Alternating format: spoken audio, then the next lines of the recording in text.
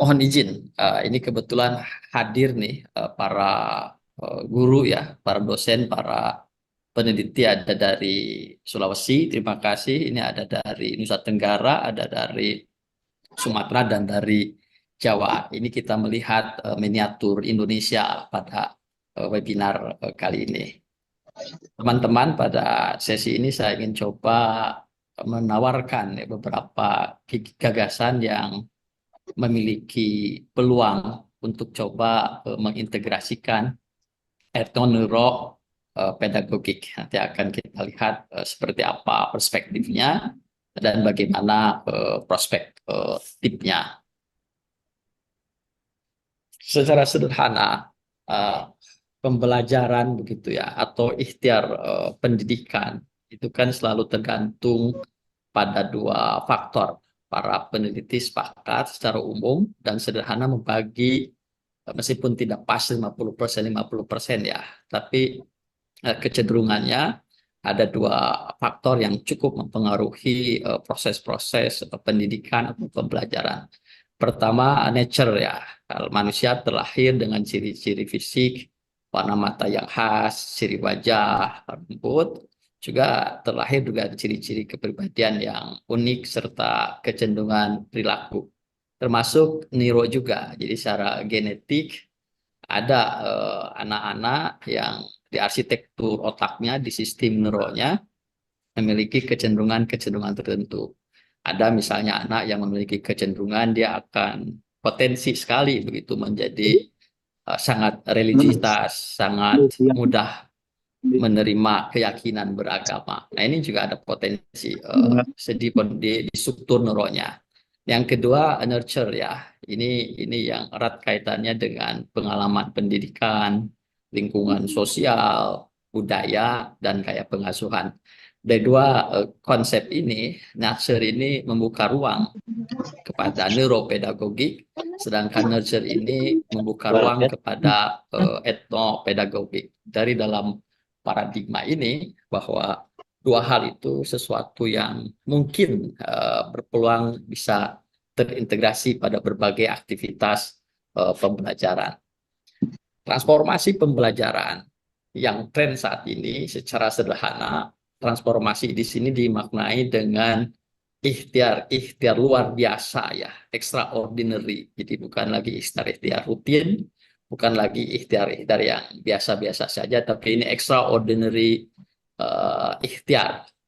Apa ciri yang paling diakui oleh para ilmuwan terkait dengan pembelajaran yang bagus ini? Ada empat. Pertama, otentik, real ya. Jadi pembelajaran yang baik, proses pendidikan yang baik betul-betul harus mampu menggerakkan dan mencapai potensi otentik, real sesungguhnya dari peserta didik. Holistik ya, dalam konteks ini utuh. Pembelajaran yang bagus ini baik sikap, baik pengetahuan, keterampilan, dalam bahasa sederhana ya, nature nurture-nya diperhatikan. Adaptif, menyesuaikan sekali. Satu, dengan keberagaman etno harus adaptif.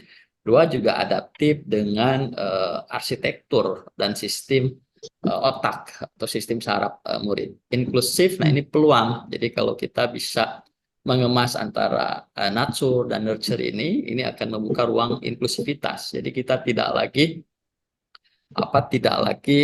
mengajar hanya berdasarkan pendekatan-pendekatan tradisional, tapi betul-betul memperhatikan arsitektur atau sistem saraf murid. Ini peluang.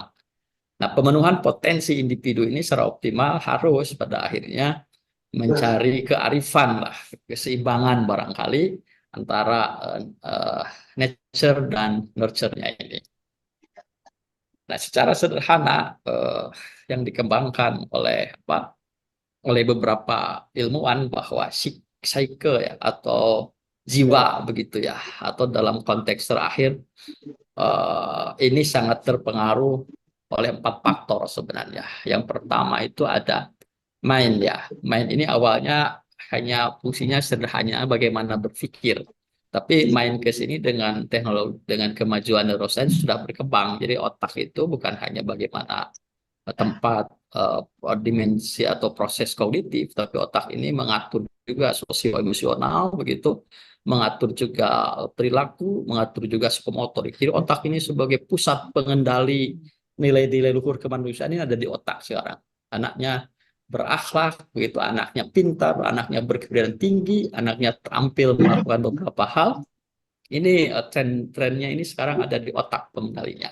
Ini yang berubah. Oleh sebab itu, dalam mendidik hendaknya concern kepada 4 mindnya, bagaimana yang tadi disebutkan, bukan hanya cara berpikir ya, bukan hanya kognitif, tapi psikomotorik, afektif, sosial, emosional, termasuk perilaku, bahkan ada yang menyebutkan nilai-nilai spiritual pun akhirnya basisnya dari mind. Nah, yang kedua brain, ini struktur otaknya, ini sistem neuronnya. Anak-anak itu secara genetik ada yang lebih besar, misalnya bagian otak tengahnya, ada yang lebih lebih dominan di mananya. Apabila kita mengetahui ini semua, maka kita akan pas nanti melakukan pembelajaran. Nah, selain itu juga ada culture ya, jadi sangat berpengaruh juga bahwa di mana dia hidup, di etnis seperti apa dia tinggal, di kultur, di kebiasaan berbahasa seperti apa dia tinggal, itu jadi sangat mempengaruhi. Juga ada konteksnya. Nah, ini semua sebenarnya awalnya kan anak-anak itu dibekali tuh punya mind, punya brain, ada culture yang secara takdir dia dilahirkan sebagai suku A, suku B, suku C, juga punya konteks kehidupan. Nah, tugas pendidikan sebenarnya merubah yang abu-abu ini, anak yang apa adanya itu menjadi yang emas lah ya. Barangkali kan kita selalu berbicara generasi emas lah, harapan. Dengan cara apa? Dengan cara pembelajaran sebenarnya. Jadi pembelajaran itu secara sederhana menggerakkan ya, ikhtiar menggerakkan dari murid apa adanya, mainnya apa adanya awalnya, brainnya mungkin dengan treatment-treatment itu bisa berubah, culture dan konteksnya.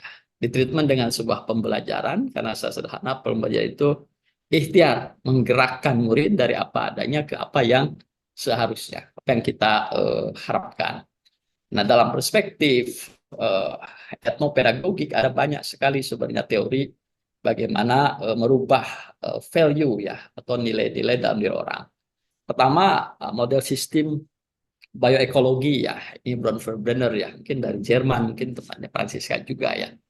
Jadi dia mengatakan bahwa interaksi sosial begitu ya, termasuk media-media, lingkungan, juga teman-teman sejawat sangat mempengaruhi identitas murid-murid kita. Jadi artinya di Jawa, misalnya anak-anak yang tinggal di etnis Jawa, mungkin berbeda juga dengan anak-anak yang tinggal di etnis Batak, di etnis Buddhis, dan lain-lain. Karena apa? Pola interaksi sosialnya berbeda, lingkungannya juga berbeda, juga interaksi dengan teman-temannya juga. Nah, ini akan mempengaruhi sikap, pola nilai-nilai dan perilaku individu itu. Yang kedua, Bandura ya, teori pembelajaran sosial Bandura. Ini dia juga meyakini bahwa perilaku human, perilaku manusia itu kan orang berubah, orang melakukan sesuatu itu basisnya itu melalui pengamatan, melalui meniru begitu ya. Sehingga penting penting guru menjadi teladan. Nah, teladan ini sebenarnya tadi Francisca sampaikan bahwa tokoh pendidikan kita gitu ya, itu kan punya kearifan lokal. Ki Hajar Dewanto itu sejatinya dia punya kearifan lokal, punya local knowledge yang kita sebut tadi uh, Ingarso Sung Tulodo gitu ya. Itu kan kearifan lokal, kearifan lokal. Nah, ini dalam konteks sekarang ya perlu guru menjadi Ingarso Sung Tulodo karena sesuai teori pembelajarannya si Bandura itu anak berubah ya karena teladan, maka perlu guru menjadi teladan. Nah, keinginan kita ya kearifan-kearifan lokal, pengetahuan-pengetahuan lokal yang ada dalam konsep misalnya Tuturi Handayani oleh Ki Hajar Dewantara ini kita akan ungkap. Indonesia bukan hanya Tuturi Handayani begitu. Indonesia masih banyak yang lainnya. Ada misalnya Pancanditi di Jawa Barat. Ada juga kearifan lokal yang lain seperti di sukunya. Ini kita akan coba dengan riset-riset etnopedagogik yang dalam komprehensif kita ingin coba mengangkat local wisdom to global wisdom. Nah, ini sebenarnya karena ada teori itu ya.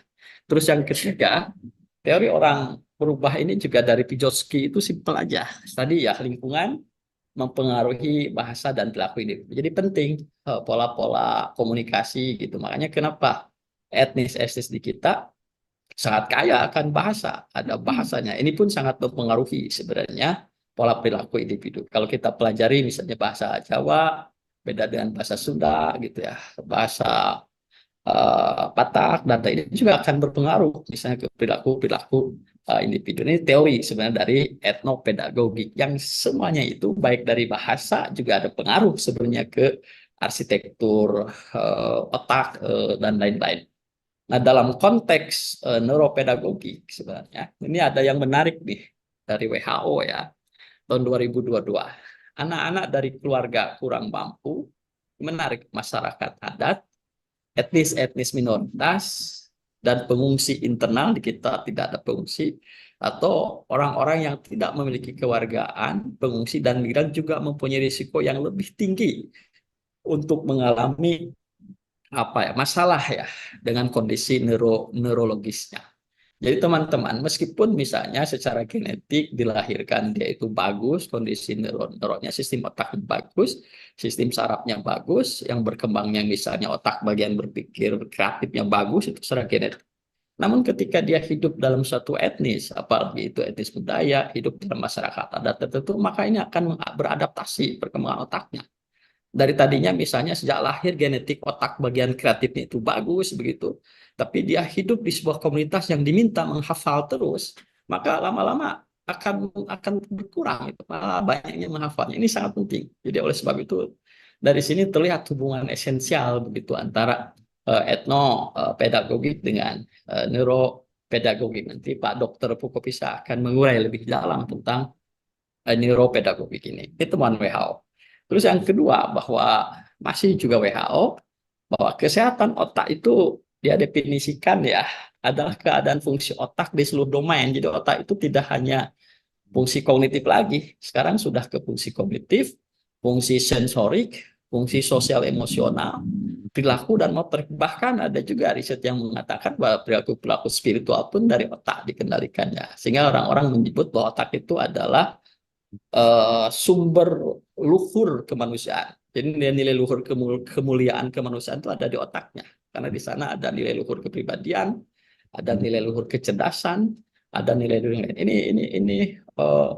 Ini menarik yang memungkinkan seorang untuk mewujudkan potensi penuh. Jadi maksud terlepas dari ada ya interaksi berkelanjutan antara berbagai faktor termasuk dengan pola pola pendidikan, pola kehidupan di suatu etnis itu berbagai penentu dan konteks ini seorang mengarah pada adaptasi struktur dan fungsi otak seumur hidup. Jadi sebenarnya otak itu berkembang, otak itu bertumbuh. Ini penting, makanya penting sekali tinggal di daerah seperti apa, di lingkungan seperti apa, dengan pola pendidikan seperti apa. Jadi ini dua hal yang secara pengakuan juga ini antara etno dan neuro itu ada suatu peluang untuk diintegrasikan. Nah, sebab itu Nah ini teman-teman jadi yang hijau ini juga sama dari WHO. Jadi otak sehat itu terpengaruh 5 faktor ya, lingkungan yang sehat begitu ya, kesehatan fisik kita gitu, bagaimana kita mudah akses ke pelayanan kesehatan, safety dan security dan learning. Jadi learning juga, learning dan social connection termasuk etnis pola-pola sosial di satu etnis juga sangat berpengaruh terhadap kesehatan otak ini. Ini adalah WHO. Lalu bagaimana perspektif dan prospektifnya gitu ya. Yang pertama, ini dalam dimensi etnopedagogik. Ini ada beberapa pakar yang saya kutip ya. Jadi perspektifnya etnopedagogik ini interdisipliner, minimal 2. Etno atau budaya atau ahli-ahli antropologi dan pedagogi. Nah, pedagogi di sini bisa dimaknai 2. Pedagogi sebagai ilmu sehingga kesannya menjadi ilmu pendidikan, atau pedagogi yang lebih praktis karena inti dari pendidikan yang praktis itu adalah pembelajaran. Jadi ada 2 sebenarnya, pedagogik dalam konteks ilmu itu ke education gitu ya, ke pendidikan. Saya ada yang menyebut ethno education, tapi kalau dalam konteks pedagogi dalam konteks praktis ini ke pembelajaran. Yang kedua, dalam perspektif etnopedagogik ada integrasi kearifan lokal dalam pembelajaran. Nah, kearifan lokal di sini bukan hanya kearifan lokal maknanya, tapi ada pengetahuan lokal, ada keterampilan-keterampilan lokal, ada kejeniusan-kejeniusan lokal. Lalu bagaimana semua itu dikontekstualisasikan? Ini cara berpikirnya Kay dan teman-teman. Jadi perspektifnya begitu. Lalu perspektifnya menurut mereka kearifan lokal bisa sebagai pendekatan, bisa sebagai sebuah metode, bisa juga konten. Misalnya tadi di video kita itu kan ada kelom gelis tuh dari Tasikmalaya. Itu kan syarat jadi konten. Misalnya anak menganalisis kenapa namanya kelom gelis. Terus dia analisis lagi itu bentuknya kok begini. Itu bisa jadi konten. Terus di suatu daerah misalnya ada kebiasaan suatu daerah menggunakan jenis tanaman atau tumbuhan tertentu untuk obat luka. Nah, ini kan dipelajari. Ini ada konten. Ada konten tersebut ini bisa didalami dalam etno. Jadi menurut perspektif yang pertama bahwa kearifan lokal bisa sebagai pendekatan, metode, konten, sumber, dan media pembelajaran. Bagaimana dengan neuropedagogik sebenarnya? Ini interdisipliner ya. Ada neuroscience, ada minimal neuroscience, ada pedagogi, dan ada psikologi. Nah, perspektifnya, jadi cara kerja otak dan sistem saraf mempengaruhi proses pembelajaran, juga dipengaruhi lingkungan pembelajaran. Nah, lingkungan pembelajaran ini bukan hanya lingkungan kelas, bukan hanya lingkungan school sebenarnya, tapi bagaimana lingkungan di keluarga, lingkungan di masyarakat, juga lingkungan di etno atau di etnis dia tinggal. Dan dia berharap ada diferensiasi pembelajaran berbasis otak. Diferensiasi itu artinya karena struktur, arsitektur otak murid berbeda-beda, maka pembelajaran terbaik adalah mengadaptasi diversity atau keberagaman otak-otak murid ini. Jadi jangan sampai kita menggunakan satu metode yang sama untuk semua murid. Padahal tadi arsitektur atau sistem saraf murid berbeda. Ada yang dominan di A, ada dominan di B, dan dominan di C. Lalu perspektifnya seperti apa sebenarnya? Nah, dalam perspektif pembelajarannya diharapkan terjadi integrasi antara aktivitas fisik dan pembelajaran. Karena aktivitas fisik juga nyambung sebenarnya dengan kesehatan otak dan lain-lain. Strategi pembelajaran multisensori. Ya. Jadi jangan hanya menggunakan satu indera begitu, tapi diharapkan berbagai multisensori sehingga otaknya bisa maksimal. Penerapan teknologi mindfulness dan relaksasi dalam poinnya penting karena otak juga kan perlu relaksasi dan lain-lain. Lalu bagaimana kemudian peluang neuropedagogik gitu ya? Ini masih asumsi kami dan juga didukung oleh Hammond sebenarnya bahwa perspektifnya sederhana. Satu, neuropedagogik interdisipliner antara etno, neuroscience, pedagogik, dan psikologi. Ingin mengintegrasikan kearifan lokal, termasuk tadi kearifan lokal itu pengetahuan lokal dan lain-lain, ke dalam pembelajaran berdiferensiasi berbasis cara kerja otak dan sistem. Itu cara berpikirnya. Jadi neuropedagogi ini mengintegrasikan kearifan lokal ke dalam pembelajaran berdiferensiasi berbasis cara kerja otak dan sistem saraf. Ini ujung-ujungnya akan meningkatkan inklusivitas pembelajaran. Lalu perspektifnya seperti apa? Pembelajaran itu customize ya. Jadi customize itu mengadaptasi atau menyesuaikan neurobiologisnya murid. Ini challenge-nya ke depan. Guru-guru tentu harus memiliki alat, harus memiliki tool gitu untuk minimal secara kasar lah ya bisa membedakan murid ini yang dominan itu otak bagian mananya. Nah, jadi nanti pembelajarannya dirancang sehingga customize atau menyesuaikan dengan struktur neurobiologis dan kontekstualisasi kearifan lokal menciptakan pembelajaran yang bermakna. Relevan ya, karena kalau murid belajar dengan suasana-suasana yang dekat dengan lingkungannya, yang setiap hari dia berinteraksi gitu, ini akan relevan dan lebih terlibat aktif karena dia merasa memiliki pembelajaran, meningkatkan respon dan adaptif. Akhirnya harapannya pembelajarannya holistik, inklusif, adaptif, dan otentik. Jadi kalau memenuhi 4 ciri ini, holistik, inklusif, adaptif, dan otentik, itu sudah ciri transformatif pembelajaran. Nah, ini cara berpikirnya.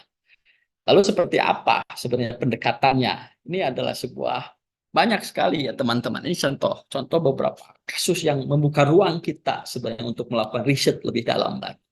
Boleh menggunakan pendekatan yang teman-teman guru, teman-teman dosen kenali begitu ya, tentang bagaimana pembelajaran berbasis proyek.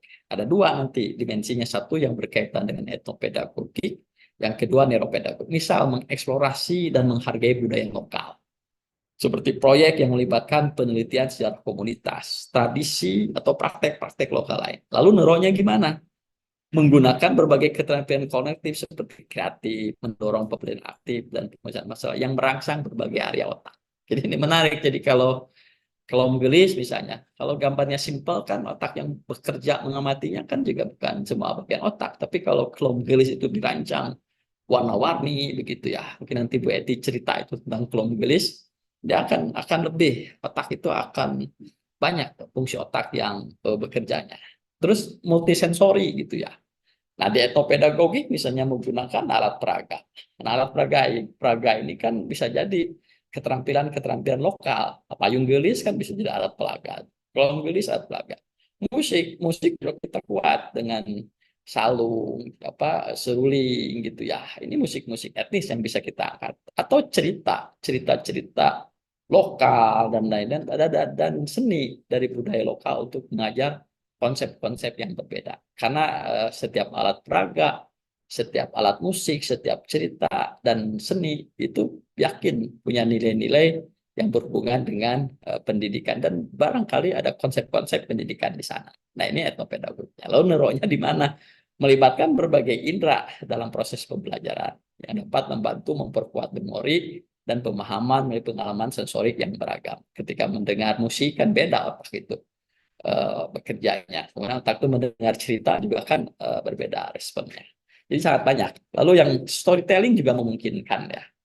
Lalu dari konteks etopedagogik, storytellingnya di mana? Menggunakan narasi-narasi lokal untuk menyampaikan nilai-nilai pengetahuan kearifan lokal. Dari sisi neuronnya di mana? Banyak sekali. Kisah itu ya kisah. Itu bisa merangsang imajinasi dan memorinya. Jadi dari berkisah tentang legenda, berkisah tentang sang kuryang gitu ya, berkisah tentang Dangsu, itu merangsang kreativitas anak kan, lalu merangsang imajinasi dan memori. Jadi nanti pedagog bisa milih cerita-cerita mana yang akan merangsang imajinasi ya, murid, membantu siswa memahami dengan lebih baik gitu storytelling. Jadi banyak sekali dan banyak ya, bisa eksperimen menghubungkan pembelajaran dengan lingkungan dan warisan lokal. Nah, aktivitas hand-on ya, aktivitas yang langsung gitu ke lapangan, merangsang pemikiran kritis dan keterampilan. Jadi dari sini ini adalah area-area yang akan kita riset begitu ya. Tapi peluang untuk mengintegrasikannya cukup terbuka begitu etno dan neuropedagogik ini. Lalu gimana? Ini adalah tren ya. Riset yang diupdate di 15 Juli dari Scopus, kita lihat yang terkait dengan publikasi apa etno ini dari tahun 2014 sampai 2024 sangat sedikit ya. Memang kita batasi pencarian ini kepada khas etnopedagogik yang ada hubungannya dengan praktek-praktek pendidikan. Tapi tentu kalau kita kuncinya kearifan lokal, yang lain mungkin akan banyak. Tapi memang kita batasi pencarian ini khusus ke etnopedagog. Sangat sedikit sekali teman-teman. Jadi sangat sedikit. Ini adalah ruang. Jadi dengan kita memperkuat riset-riset etnopedagogik ya, kita akan melihat ya, kita akan melihat bahwa riset-riset pedagogik ini tuh hanya berhubungan dengan social science begitu ya, art and humanities, ada yang berhubungan dengan astronomi, engineering, ini ada, ini di Scopus datanya. Dan yang menarik, Indonesia ini terdepan ya, meskipun sangat sedikit gitu ya. Lalu negara mana sih gitu yang paling banyak riset etnopedagog? Ini negara Indonesia lumayan, Rusia ya. Dan dari semua ini mungkin kecuali Rusia ya, sisanya itu kan negara berkembang lah, Indonesia, Kazakhstan, Zambia, Ukraina, Slovakia, mungkin Portugal ya maju ya. Tapi secara garis besar ini yang riset-riset yang etnopedagogik adalah riset-riset di negara yang masih berkembang. Barangkali seperti Francisca tadi, karena negara-negara berkembang dia masih sangat begitu ya, sangat kuat memegang tradisi-tradisi adat. Ini etnopedagogik, tapi di neuropedagogik ini agak menarik. Di etnopedagogik, maaf, di neuropedagogik juga belum banyak juga ya kalau kita lihat di Scopus ya. Jadi masih sangat terbatas. dan main areanya pun tidak banyak dan yang menarik di sini. Jadi kalau tadi ya etnopedagogik itu trennya itu kebanyakan dilakukan di negara-negara yang kaya begitu, yang kaya akan kultur dan tanda petik masih berkembang, nih, seperti Indonesia dan lain-lain. Tapi di neuropedagogik ini negara-negara maju yang risetnya, yang Inggris, Spanyol, Prancis, Rusia, ya, Jerman, Jerman dan lain-lain. Ini membuka sebuah pemikiran bahwa gitu ya, bahwa integrasi antara etno dan neuropedagogik ini sebenarnya akan membawa pada sebuah keseimbangan begitu antara sebuah kemajuan begitu dengan sebuah tradisi-tradisi kearifan-kearifan yang lokal. Lalu apa yang akan kami lakukan teman-teman di pusat riset pendidikan ini? Kita ingin menggagas. Jadi kita ingin menggagas, ini akan kita lakukan dan mengundang, sekaligus mengundang teman-teman yang hadir di sini yang punya komitmen. Kita ingin gagas pusat kolaborasi riset etnopedagogik. Jadi kita akan coba melakukan kajian-kajian lebih terstruktur, lebih masif, lebih dalam ya terkait dengan kearifan-kearifan lokal, pengetahuan lokal, kecerdasan lokal, keterampilan-keterampilan yang erat hubungannya dengan praksis, dengan prinsip dan instrumentasi pendidikan, terutama pembelajaran. Kita akan coba kembangkan. Lalu yang kedua, di satu sisi, kita pun akan coba mengembangkan ya pusat kolaborasi riset neuropedagogik. Yang tadi kita sudah sampaikan bahwa cara berpikirnya. Lalu ketika dua pusat kolaborasi ini sesuai dengan harapan kita dan jalan dengan baik, ya maka tidak menutup kemungkinan kita akan punya pusat kolaborasi riset Europedagog. Ini challenge bagi kami ya di kelompok riset Europedagogik. Terima kasih.